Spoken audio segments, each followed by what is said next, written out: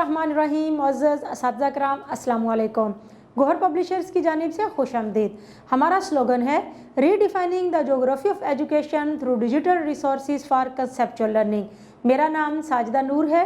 आज के इस वीडियो लेक्चर में हम गौहर निदाए उर्दू जमात हश्तम के सबक नंबर 4 हज़रत उमर फ़ारूक रज़ी अल्लाह ताला अन्हो को शुरू करने जा रहे हैं। तो आइए चलते हैं हासिलाते ताल्लुम की जानिब। मुअज़्ज़ज़ असातिज़ा किराम, ये सबक पढ़ने के बाद हमारे तुलबा इस काबिल हो जाएंगे कि वो ज़राए इब्लाग में पेश किए जाने वाले इखलाकी, मुआशी, मुआशरती हवाले से ख़बरों से मुतल्लिक़ गुफ्तगू कर सकें। यानी कि बच्चे ज़राए इब्लाग पर जो ख़बरें सुनते हैं उनमें ख़बरें हमारे मुआशरती मसाइल के बारे में होती हैं, हमारे मुआशी मसाइल के बारे में होती हैं, इखलाकी मसाइल के बारे में होती हैं। तो बच्चे उन ख़बरों को सुने, समझें और उनके बारे में अपने ख़यालात का इजहार कर सकें। तो इस मकसद के लिए हमने जब भी कोई ऐसा वाक़या होता है जो हम ख़बरों में सुनते हैं कि अगर ज़लज़ला आया था तो उसके बारे में, कोई आफत आई थी तो उसके बारे में हम बच्चों के साथ ज़रूर बात करें कि कल आपने ख़बरों में सुना या देखा तो जो मामलात हुए, जो वाक़या पेश आया, उसके बारे में आपका क्या ख़्याल है। इसके अलावा हम बच्चों से ये भी पूछ सकते हैं कि कल के दिन में आपने जो ख़बरें सुनी उनमें कोई अहम ख़बर जिसके बारे में आप अपने ख़यालात का इजहार करना चाहें तो आप उन ख़बरों के बारे में उनसे ख़यालात का इजहार करवा सकते हैं। इसके अलावा किसी भी अजीम शख्सियत के बारे में हम कह सकते हैं कि ज़राए इब्लाग से आपने उनके बारे में सुनना है, देखना है और फिर उसके बारे में गुफ्तगू करनी है। मिसाल के तौर पर हमारी किताब की मश्क में भी एक सरगर्मी दी गई है, सरगर्मी नंबर 6, जिसमें खुलफाए राशिदीन के बारे में ज़राए इब्लाग को इस्तेमाल करते हुए मालूमात इकट्ठी करने और उनके बारे में इजहार ख्याल करने के लिए कहा गया है। तो ये सरगर्मी भी इस सिलसिले में हमारी मददगार साबित हो सकती है। अहम नकात अखज़ कर सकें, यानी जो भी वो पढ़ें, जो मतन वो पढ़ें तो उसके अंदर जो अहम नकात हैं उनको अखज़ कर सकें। वो उनकी किताब में दिया गया सबक भी हो सकता है और इसके अलावा वो अखबार में दिए गए कालम या किसी मैगज़ीन या रसालों में दिए गए वाक़यात या मज़ामीन भी हो सकते हैं, कोई कहानियाँ भी हो सकती हैं जिनको पढ़ें और फिर उसमें बयान किए गए अहम नकात के बारे में गुफ्तगू कर सकें। सबसे पहले उन अहम नकात को अखज़ करें कि ये अहम नकात हैं, ये बुनियादी मकासद हैं जिन पर इस मज़मून को लिखा गया है और फिर उसके बारे में बातचीत करें। मुख्तलिफ़ मौज़ूआत से मुतल्लिक़ अपने मुशाहदात, मालूमात, ख़यालात और एहसासात को तसलसल से बयान कर सकें। मुख्तलिफ़ मौज़ूआत हम बच्चों को दे सकते हैं, उनके बारे में वो अपने ख़यालात का इजहार करें, मुशाहदात का इजहार करें। यानी कि अगर हम उनको कोई एक टॉपिक देते हैं, कोई उन्वान देते हैं कि आपने कायनात की तख्लीक के बारे में अपने ख़यालात का इजहार करना है तो वो उसके बारे में मालूमात इकट्ठी करेंगे और उसके फिर बाद अपने ख़यालात का इजहार करेंगे। माशरे में फैली हुई बहुत सारी बुराइयां हैं, करप्शन है, आलूदगी है, इन मज़ामीन के लिए वो मुशाहिदा करें अपने इर्द गिर्द का और फिर उसके बारे में अपने ख़यालात का इजहार करें। लेकिन उसके अंदर तसलसल का होना ज़रूरी है। ये नहीं कि बात शुरू करते हुए अभी एक बात मुकम्मल नहीं हुई और दरमियान में ही कुछ और बात शुरू कर दें तो फिर रब्त नहीं रहता बात में और सुनने वाला भी बोरियत महसूस करता है। तो इसके लिए ज़रूरी है कि बच्चा जो भी बात करे उसके जुमले मुकम्मल होने चाहिए और उन जुमलों के अंदर एक तसलसल और एक रब्त होना ज़रूरी है। तो बच्चों की मशक करवाने की ज़रूरत होगी इस सिलसिले में। जब भी उनको किसी मज़मून का कोई उन्वान दें तो फिर उसके बारे में बच्चों से जब इजहार ख्याल करने के लिए कहें तो उस दौरान आपने बच्चों को ये बताना है कि आपने किस तरह से अपनी गुफ्तगू में तसलसल कायम रखना है। तवील इबारत को दुरुस्त तलफ़ुज़ के साथ पढ़ सकें।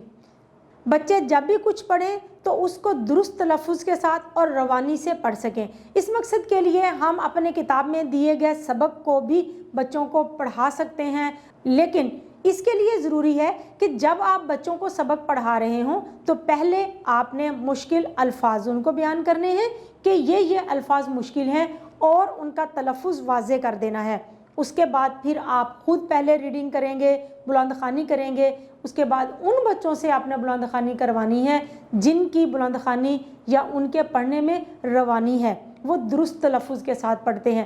اس سے یہ فائدہ ہوگا کہ وہ بچے جن کو پڑھنے میں مشکل پیش آتی ہے، جن کا تلفظ درست نہیں ہے، تو وہ مشکل الفاظ کا تلفظ سیکھ جائیں گے، اور جب پھر ان کی باری آئے گی تو وہ درست تلفظ کے ساتھ عبارت کو پڑھیں گے۔ عبارت کو اس کے اسلوب، مقصود اور بیان کو پیش نظر رکھتے ہوئے پڑھیں۔ جو بھی عبارت دی جا رہی ہو یہ معلوم ہونا چاہیے کہ اگر یہ کہانی ہے تو اس کو کہانی کے انداز میں ہی پڑھنا ہے، اگر وہ مضمون ہے تو اس کو مضمون کے انداز میں پڑھنا ہے۔ اسی طرح سے خط، خبر، گفتگو یا مکالمہ اگر ہم پڑھ رہے ہیں تو اس اسلوب کو سامنے رکھنا ہے، اور پھر بچوں کے ذہن میں یہ بھی ہونا چاہیے کہ اس کا مقصد کیا ہے۔ مثال کے طور پر اگر ہم کسی کی تقریر پڑھ رہے ہیں تو ہمیں پتہ ہونا چاہیے کہ یہ عبارت جو لکھی گئی ہے یہ عبارت کسی تقریر میں سے جو ہے وہ لی گئی ہے، تو اس کو ہم نے اسی انداز میں پڑھنا ہے کہ جس انداز میں وہ تقریر کی جاتی ہے۔ تو بچوں کو ہم نے اس کی مشق کروانی ہے۔ ہمارے پاس سبق بھی دیا گیا ہے حضرت عمر فاروق رضی اللہ تعالیٰ عنہ، اس کو پڑھاتے ہوئے بھی ہم بچوں کی مشق کروا سکتے ہیں۔ اس کے علاوہ بھی ہم جو ہے وہ بچوں کو کوئی عبارت یا کوئی پیراگراف دے کر ان کی بلند خوانی کروائیں، اور بچوں کو پتہ ہو کہ وہ جو کچھ پڑھ رہے ہیں اس کا اسلوب، اس کا مقصود کیا ہے۔ درسی کتب اور دیگر کتب میں پیش کیے گئے متن کو پڑھ کر معلوماتی، اطلاقی اور تجزیاتی نوعیت کے سوالوں کے جواب دے سکیں۔ بچے اپنی کتاب پڑھ رہے ہوں یا اس سے ہٹ کر کوئی اور کتاب میں سے جو بھی متن پڑھیں، اس میں سے ان کو معلوماتی سوالات کے جوابات دینے آنے چاہیے، یعنی کہ اس سبق کے اندر جو معلومات دی گئی ہیں وہ معلومات انہیں معلوم ہونی چاہیے۔ اس کے لیے ہمارے مشق میں بھی سرگرمی دی گئی ہے جہاں پر کچھ سوالوں کے جوابات دینے کے لیے کہا گیا ہے۔ اس کے علاوہ ہمارے پاس سبق کے مطابق درست جواب کے گرد دائرہ لگائیں کی ایکٹیویٹی دی گئی ہے۔ تو یہ معلوماتی سوالات ہیں۔ اطلاقی سوالات کیا ہیں کہ آپ نے اطلاق کرنا ہے، یعنی جو معلومات آپ نے حاصل کی ہیں اس سبق کو پڑھتے ہوئے ان کا اطلاق کر سکیں۔ مثال کے طور پر اس سبق کے اندر ہم نے الفاظ کے متضاد اور فعل معروف اور مجہول پڑھا ہے، تو ہم اس سے متعلق سوالات بھی حل کر سکیں۔ ہم بچوں کو جو الفاظ دیں ان الفاظ کے وہ متضاد بھی لکھ سکیں۔ فعل معروف اور فعل مجہول کا جو اطلاق ہے، یعنی کہ فعل معروف کے جملوں کو فعل مجہول کے جملوں میں تبدیل کرنا ان کو آتا ہو، تو اس قسم کے سوالات اطلاقی سوالات ہیں۔ تو یہ سوالات بھی بچوں کو حل کرنے آنے چاہیے۔ اس کے بعد ہے تجزیاتی نوعیت کے سوال، یعنی کہ جو پیراگراف وہ پڑھیں تو اس کا تجزیہ کریں کہ اس پیراگراف میں مصنف یا رائٹر کیا کہنا چاہ رہے ہیں، اس کے اندر جو معلومات دی گئی ہیں ان کے بارے میں آپ کا کیا خیال ہے، یہ ہم نے بچوں سے پوچھنا ہے۔ تو بچے اس پیراگراف کو پڑھنے کے بعد جب اپنے خیالات کا، اپنے احساسات کا اظہار کریں گے تو وہ ان کا تجزیہ کرنا کہلائے گا۔ تو یہ کام بھی بچوں کو کس طرح سے سکھانا ہے، یہ ہم نے بچوں کو کمرہ جماعت میں سکھانا ہے کہ کوئی بھی پیراگراف دیں، انہیں پڑھائیں، پھر ان سے پوچھیں، تو اس طرح سے یہ مقصد بھی حاصل ہو جائے گا۔ متن، نظم و نثر کا مرکزی خیال اور خلاصہ لکھ سکیں۔ جو کچھ بھی بچے پڑھیں متن میں، چاہے وہ نظم ہو یا نثر ہو، تو اس کا مرکزی خیال یعنی کہ اس کا مختصر لیکن جامع جو مقصد ہے لکھنے کا وہ بیان کرنا انہیں آنا چاہیے۔ اس کے علاوہ ان کو خلاصہ لکھنا آنا چاہیے۔ خلاصہ لکھنے کے اصول بچوں کو ضرور بتائیں کہ خلاصہ اپنے الفاظ میں بیان کرنا چاہیے۔ دی گئی عبارت کا کم از کم 1/4 حصہ خلاصہ لکھتے ہیں، آسان زبان میں لکھنا چاہیے، اپنی طرف سے اس میں کوئی اضافہ نہیں کرنا چاہیے، اور جو بھی واقعات سبق کے اندر جس ترتیب کے ساتھ پیش آئے ہیں اسی ترتیب کو مد نظر رکھتے ہوئے خلاصہ لکھنا چاہیے۔ تو ان اصولوں کو سامنے رکھ کر بچوں کو خلاصہ لکھنا سکھانا ہے۔ صحت زبان، املا، قواعد، اعراب اور رموز اوقاف کا خیال رکھتے ہوئے اپنے خیالات اور مشاہدات کو چند جملوں میں لکھ سکیں۔ صحت زبان یعنی کہ املا اچھی ہو، اس میں غلطیاں نہیں ہونی چاہیے۔ اس کے بعد قواعد یعنی کہ گرامر کا جو استعمال کر رہے ہیں وہ درست ہونا چاہیے کہ اگر ہم جمع کا صیغہ استعمال کر رہے ہیں تو جملے کا اختتام بھی اس کے مطابق ہوگا، اگر ہم مذکر یا مؤنث کا استعمال اس کے اندر کر رہے ہیں تو جملے کی ترتیب بھی اسی کے مطابق ہوگی۔ اس کے علاوہ رموز اوقاف کا خاص خیال رکھتے ہوئے بچے اپنے کسی بھی مضمون کے بارے میں اپنے خیالات اور اپنے مشاہدات لکھ سکیں چند جملوں میں، لیکن وہ جملے جو ہیں وہ قواعد کی روح سے، وہ رموز اوقاف کی روح سے جو ہے وہ درست ہونے چاہیے۔ فعل کی اقسام بلحاظ فاعل، فعل معروف، فعل مجہول میں امتیاز کر کے استعمال کر سکیں۔ بچوں کو فعل کی اقسام بلحاظ مفعول، بچوں کو فعل کی اقسام بلحاظ فاعل معلوم ہونی چاہیے۔